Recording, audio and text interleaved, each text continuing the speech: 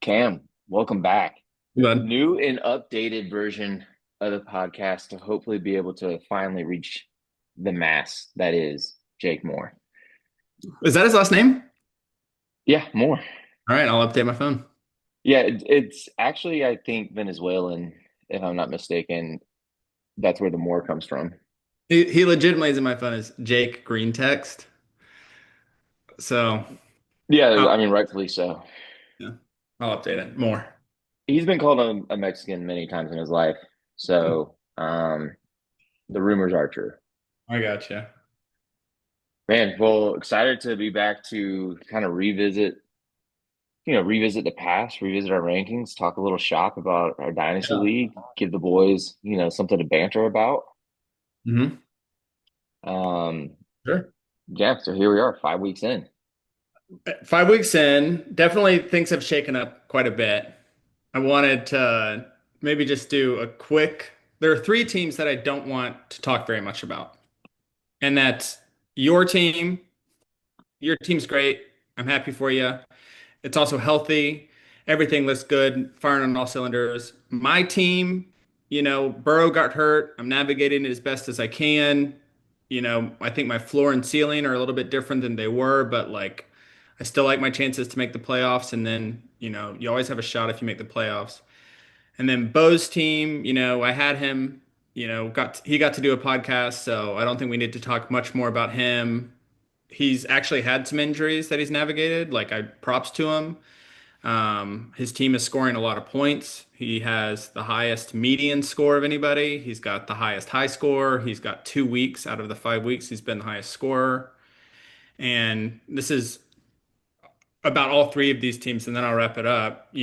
Fantasy Pros has this stat they call all play, which is basically if every team played every team each week, and you and Bo would both be 35 and 10.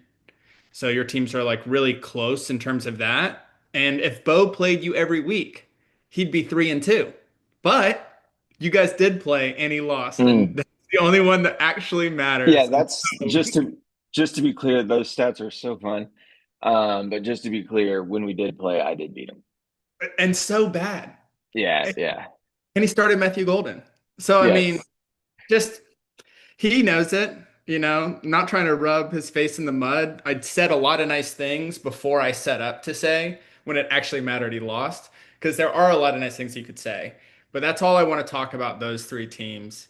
Well, Um, fun fact about that Matthew Golden start. That night, Bo came over to my house and for that Thursday night football game, and we with Chris Donovan because we were going to have a toast and a cigar to his $1 million DraftKings lineup. And he came over and we celebrated that. And Matthew Golden was terrible, and then I dominated him that week, which was good. I felt like I needed that win. I needed that win. and he didn't need it. He Yeah, won. he was doing fine. Yeah, he's doing all right. Um, so that is a fun fact. I didn't know that. I knew he was over at your house and then he started Golden because he wanted like skin in the game, but I didn't know it was related directly to the $1 million and all that.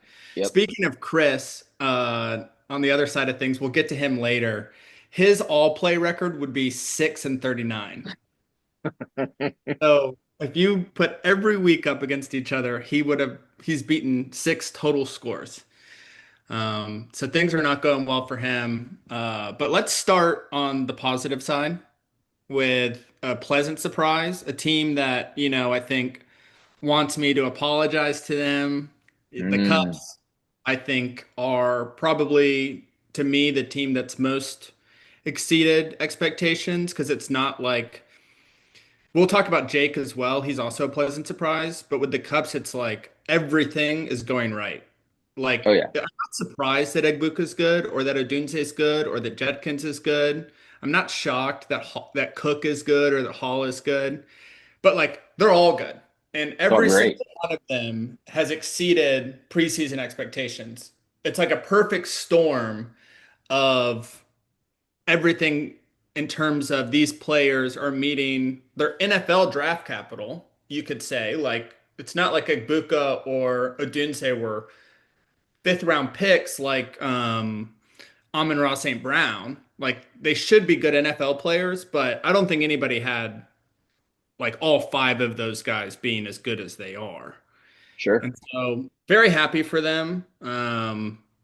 You know, I will say it also helps that a lot of other teams have regressed, but the Cups are scoring like with that median thing that I mentioned that you and Bo are really close.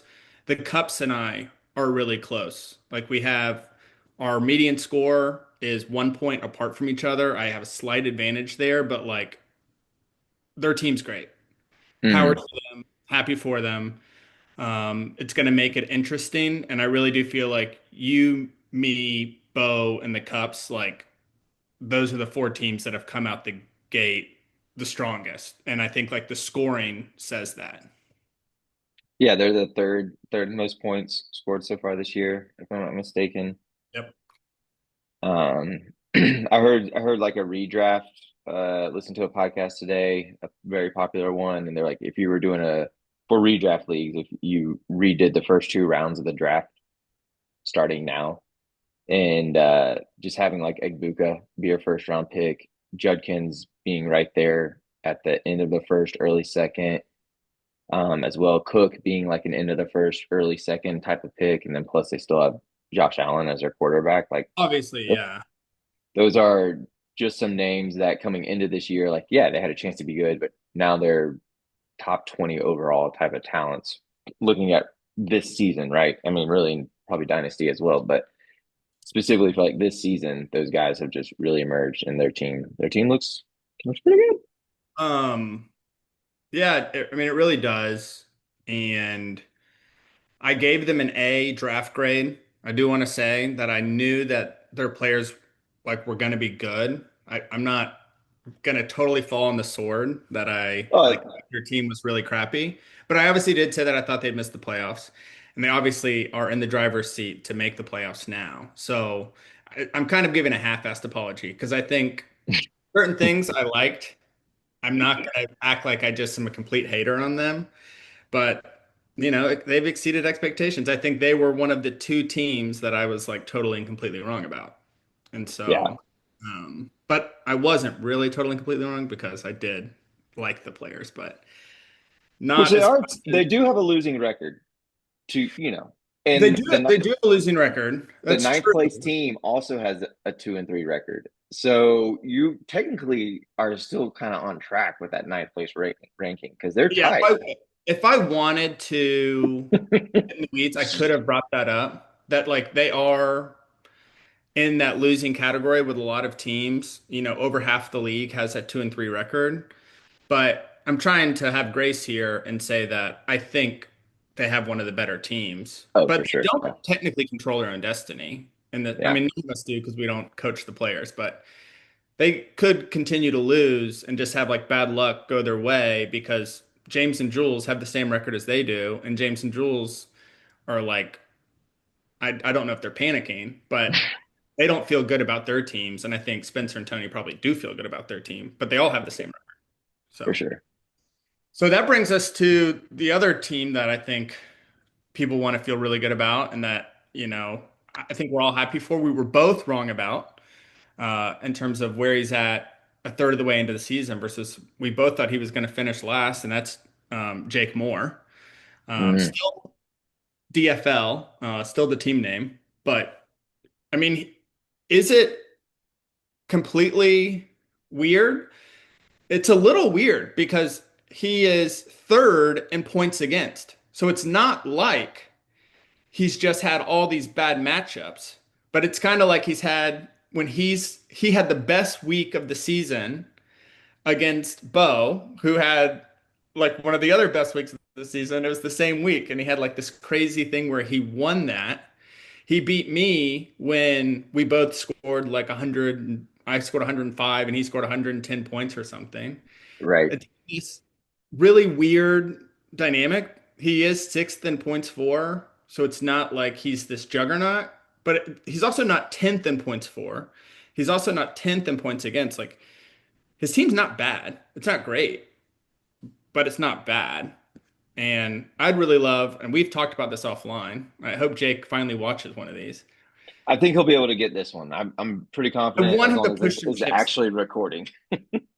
Jake has a lot of good draft capital, and I think if he went to somebody like Jules, who's got a bunch of players on the block right now, and he said like, I'm willing to trade you, maybe not my first, but some seconds, maybe one first for a bunch of this little mix of players that are those older guys that Jules has.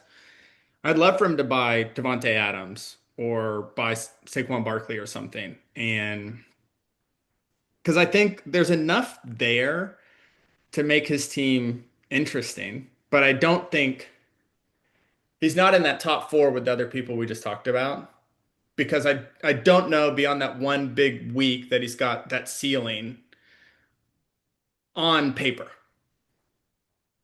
Right.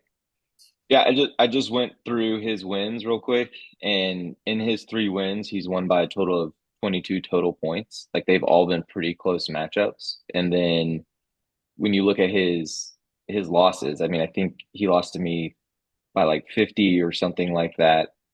And his other loss may have been to you. What was like for by like No, no, he 20 beat points. me. Oh, he beat you. Okay. Yeah. Well, either way, like all his wins have been by just a few points. So he's had some really close matchups that he's been able to come out on top. And then he's gotten beat pretty bad a couple times. But It's been very yeah, inconsistent, but it's yeah, resulted in a winning record. yeah. Um, He's right there. is one of the stories of the season that I think like every fantasy journalist or podcast has talked about. That's really cool for him. His quarterbacks we thought were going to be good. They are good. Kincaid is playing well. And I actually think this is one of the only notes that I made that is that I saw this on Twitter and then I looked at Jake's team. The top two players in receptions without a touchdown are Jacoby Myers and Tet McMillan, and they're Wow. both on his team. And so that's like interesting. Maybe there's a little bit more there than even he's been able to capitalize on because those two players are locked in his lineup and they haven't scored a touchdown yet. So maybe I we're still underestimating him. I think it would be great for the Dynasty League. I mean, this is our third year, Mhm. and to have someone emerge like that, I think it would just, I think it might be a good confidence booster just for the guys that end up at the bottom of. You don't want because you don't want people to lose every year. That wouldn't be fun. That'd be hard to retain. So I think this is good for the health of the league. There's another story in here that'll be kind of similar as well. That's just I think keeps the whole Dynasty League healthy when those guys start to do well. Well, I think we're going to get to that in a little bit because I want to switch gears. Before we talk about some other emerging teams, I want to talk about the three big disappointments. And we can talk about them in whatever order you want. And I think these guys know that this is, I think they're more disappointed than we are. I don't know if they're having any fun at all. Maybe we start with James. I was about to say, let's start with James because his is maybe the saddest of the It's the downfalls status. so far, just because it's like, what are you going to do? It's out of your hands. It's completely out of his hands. Last Yeah. week, including Rice, who's suspended, he had 10 players that were Yeah. out. And I What are you think going to do? for including taxi squad, if you use your IR spots, I think our rosters are 28 players. So Sounds right. he had 10 out and 15 on. That's That's that's that's not fun. it's pretty tough. He doesn't own his own first round pick. He doesn't own his own second round pick. He's got the oldest team according to Keep Trade Cut. They will sort by age at 27.9 years of age. And so it's a lot of little things that I know have grown his anxiety, but it's so out of his control because I don't think you had a single player not available outside of Joe Mixon who was hurt before the season even started. And obviously Rashid Rice was out before the season even started, but to have 10 injuries is just astronomical. Yeah, the only other guy was Addison that was suspended. But you're right. Like at that, I haven't had those in season injuries, and he's had every single one. And to top players too, right? Like Lamar Jackson was one of the guys Bowers. we really liked. Bowers, yeah, was one of the guys we really liked. Jennings and Evans were probably in the starting lineup. James Conner was definitely in the starting lineup. Like, sure, it doesn't really matter that Devin Neal and Jalen McMillan are hurt. I guess, but he lost a lot of top guys that he was relying on to the point that Christian Kirk, who God love him, scored 10 points, is in his lineup, right? And it's not a redraft league where like there's names on waivers. And it's not a Right. redraft league where you can just like sleep at night knowing that in 1 year everything's going to be okay. Because if it stays like this, Chris now owns his pick. And I don't know what recourse he has to try to get it back because I think Chris is going to hold on to it pretty tight. And so, James, if you're listening, I'm sorry. Legitimately, Sucks. I I would have no fun being in your situation. I know that Adam wouldn't either. So I probably wouldn't be sitting here talking about fantasy football. It's my team. whoever of us was suffering it would have to find a new co-host. So, Yeah, yeah, for sure. um, and that brings us to Jules, who also has had some bad luck in terms of Kittle, who was one of his big names, and Hill, who was one of his big names, are both on the IR. But it's also been player based. So, like Jamison Williams has been a big disappointment. Barkley's been a disappointment. I mean, I think I hope it'll get better, but um, he doesn't own his own first round pick, and he's got the second oldest team at 27.4, which I might want to amend because I just picked up Joe Flacco. But he's got if it's not second, it's third. He's got an older team, like, and for both of those guys, like they just need their luck to change. Like something has to break because there's no reason to tank. Like they can't punt on the season. They have to start praying to whatever gods may be because it can't keep up. Yeah, I mean, he made some gambles. I think it was all before the season started. With he traded a first for JMO, who's been extremely disappointing. Like with how few targets he's I getting, and think everybody, I think 4 out of the 5 weeks he's had single digit points. which was is funny because I was at the same time Jules was trying to get him and offered him a first. I offered a first plus for him, and Elliott went with Jules's because I think it was Bo's first round. Um, and I was a little bummed that I didn't get him, and now I'm very grateful. Um, he sent his second to me for Dontavian Wicks. I mean, that could be the 12th, 13th overall, maybe, if the things go downhill, continue to go downhill for him. Mhm. Um, and then I think his first was in the Tyreek trade, maybe. Um, and so like push all his chips in, and all three of those guys, for one reason or another, just hasn't panned out, and that's pretty tough. Yeah, I mean, Jules and I talked about Hill before the season. I wasn't really in on him. Spencer and Tony tried to sell him to me. So, I mean, that's whatever. But your admission of the Jameson thing, and like, I'll say that I really liked Kittle coming into the season. It's not like I mean, I did the power rankings. I think I had him third. It's not like I was looking at Jules's roster with my nose up at it. Yeah, It was going to work out, and it just hasn't. And so Jules yeah. is in a little better He gave position to. Dart in his first in the Hill. He got some late picks back, but it's basically Dart in his first for Hill and some late Yeah. picks. Even if Hill wasn't hurt, I wonder if he'd be kicking himself because Dart's like established himself as kind of an interesting fantasy asset. But the fact is that Hill is hurt. I mean, let me do a quick look at in my mind because Jules doesn't have 10 injured players, his prospects are a little better because it's like Barkley finally had a good week last week. Ridley finally had a good week last week. I still believe in Adams.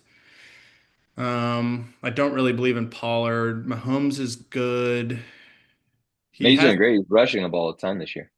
he had he had Darnold on his bench this past week, which would have been a good start. I think there still is a chance because unless Jake pushes in his chips and like buys some players, I think that fifth seat is still open and somebody like Jules or James like still could push in. I hope that it'll work out for him. I'm not rooting against anybody. I'm not rooting against Jake by saying that I hope Jules makes the push. I don't care who it is, but I don't want anybody to be sad. So I mean, I hope that his luck changes.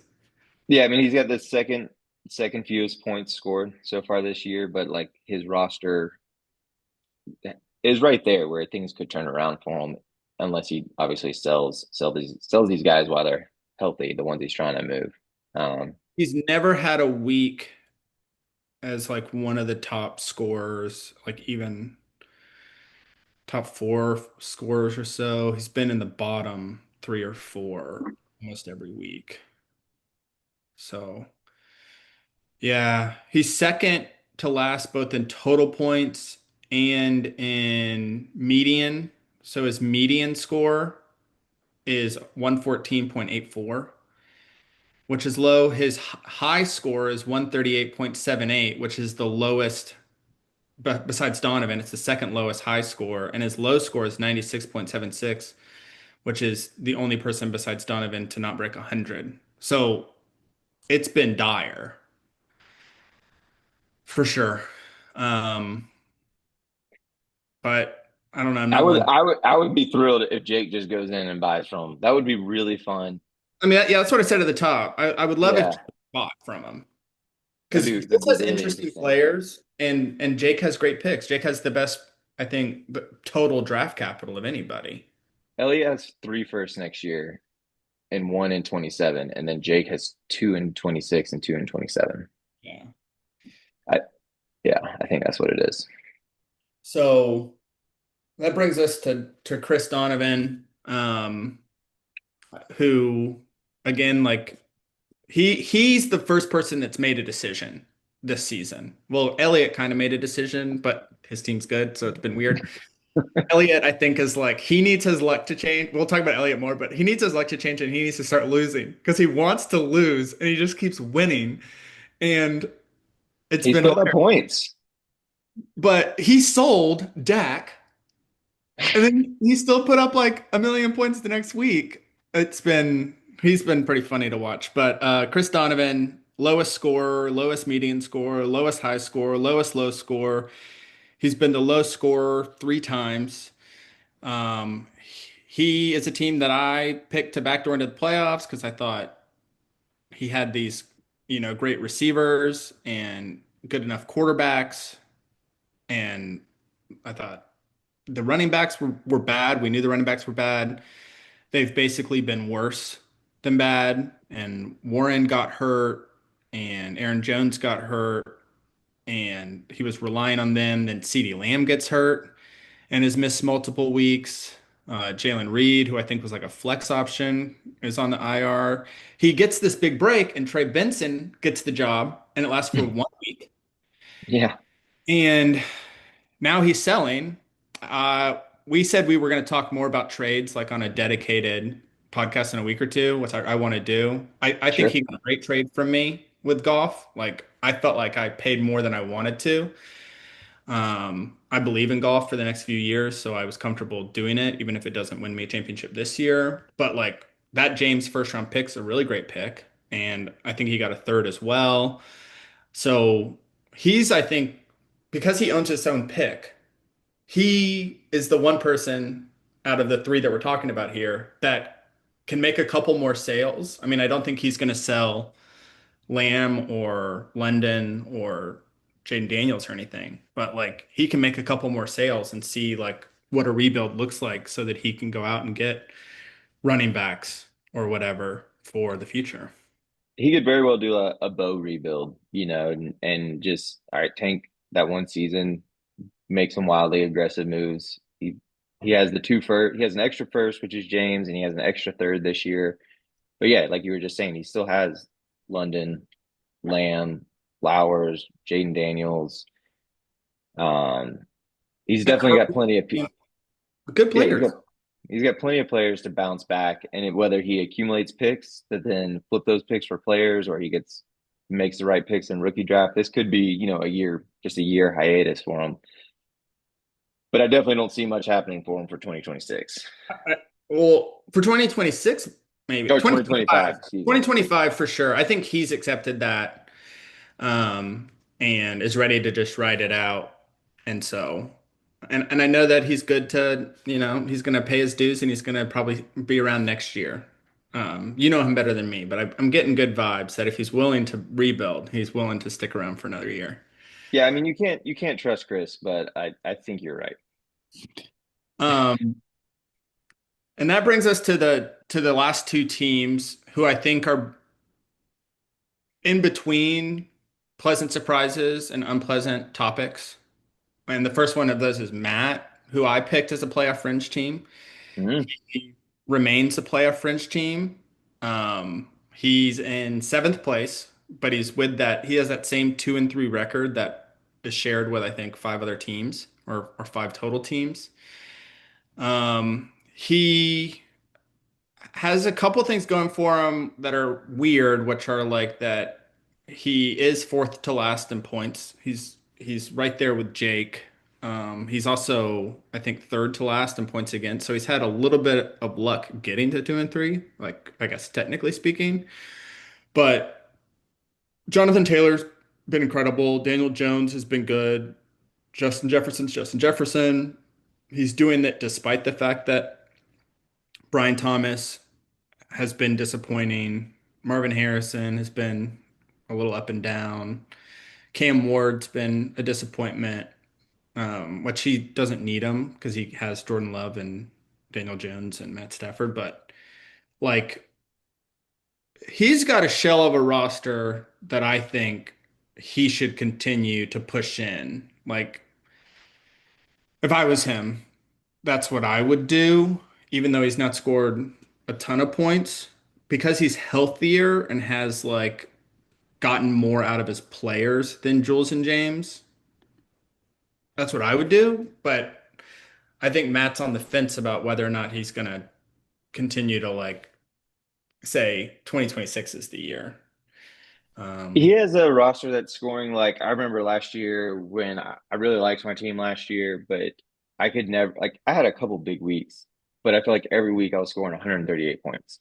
And it was yeah. enough to win plenty of games. But then when I would play a team like yours last year, and you might score 178 without blinking an eye, like I could never win that game.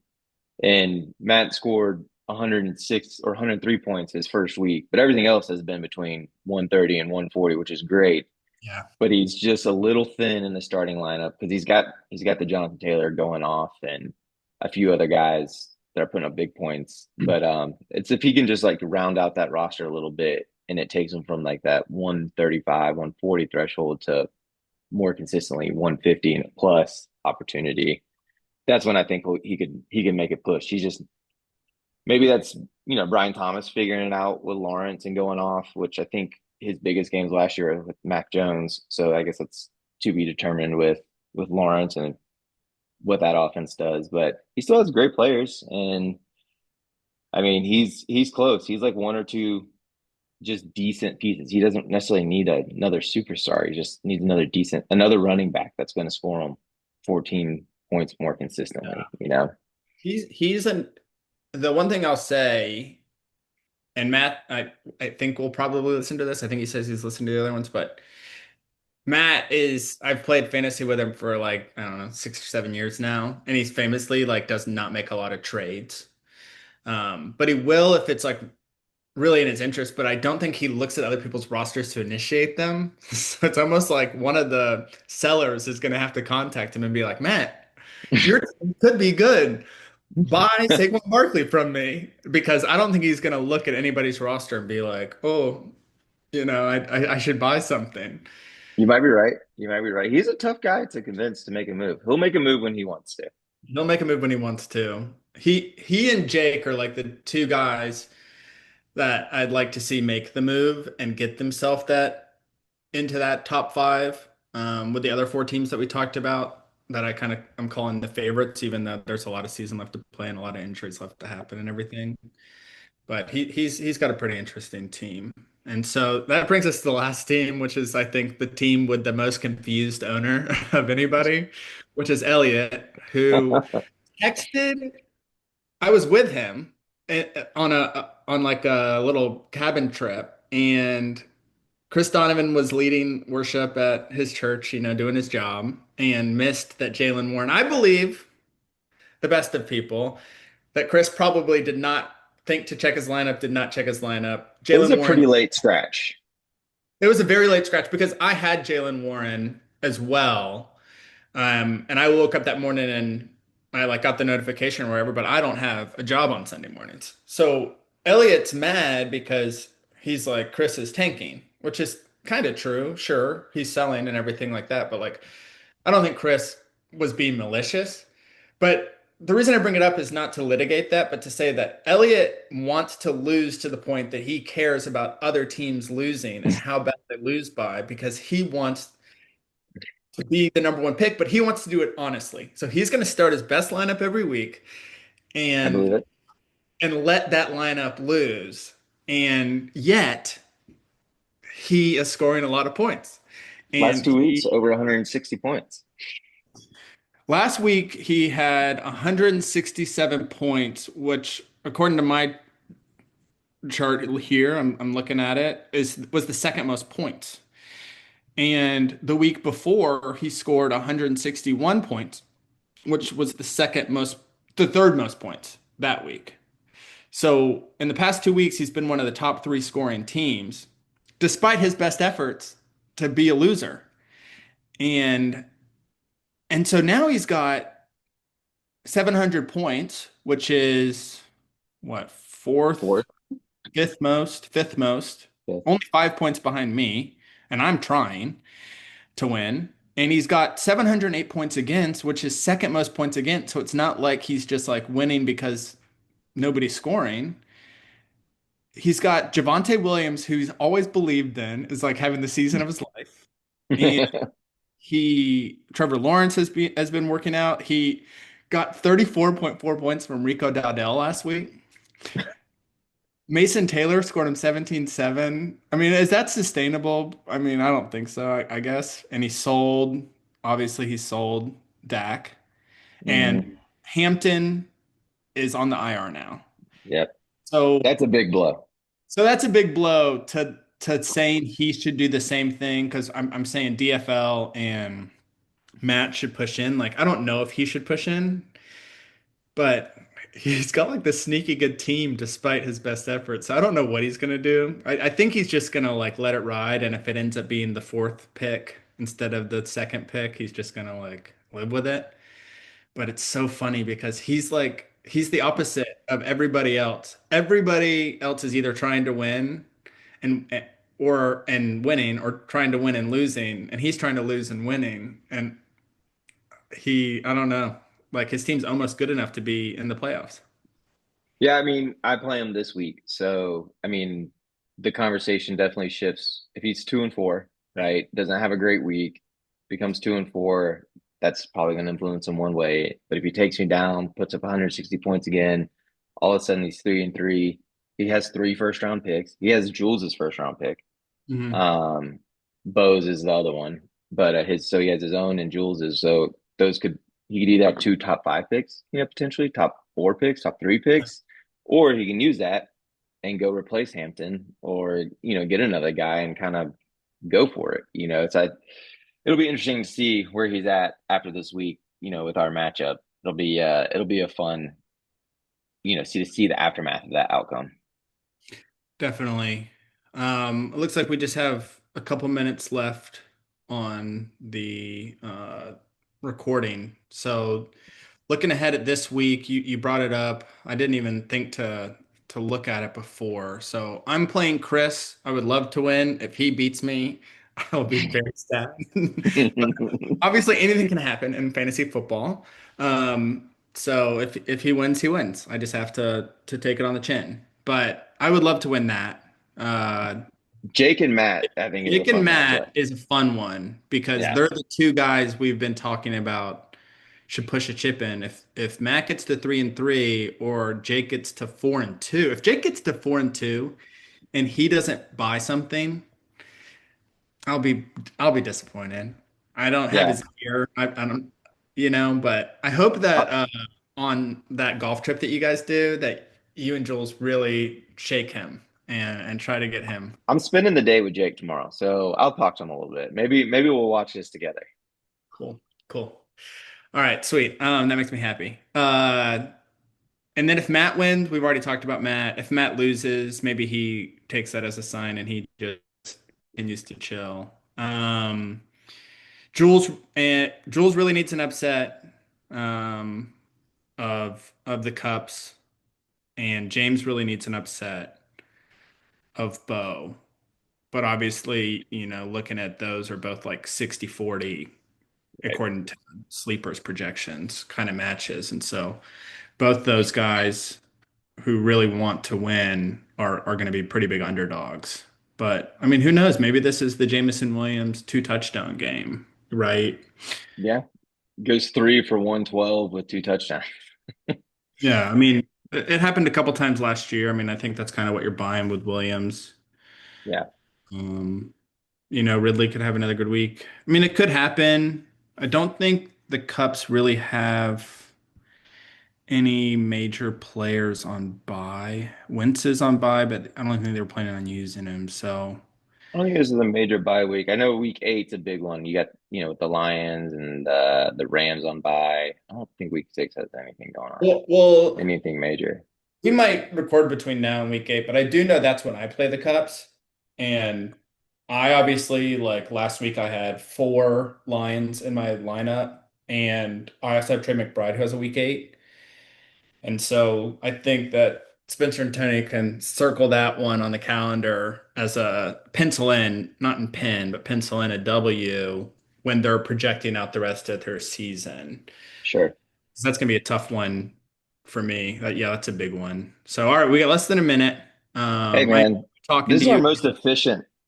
our efficient one yet. This is great. Love Yeah, seeing your the fewer face. notes that I made. Yeah, it's fun. It was I fun doing it on video. I'll be embarrassed to watch myself later, but if it can get to Jake, it was worth it. That's right. That's right. Well, we'll hop on in a week or two. Maybe we look back on some trades. Maybe we'll Yeah. take a suggestion or two. But looking forward to it. Love the league. Love the year. It's been a lot of fun. All right. Can't wait to And do it again. oh, and by the way, sponsored by Blueprint Homes. Sell your home if your mortgage is underwater. They'll buy it. BlueprintHomesDA.com. Bye. Right.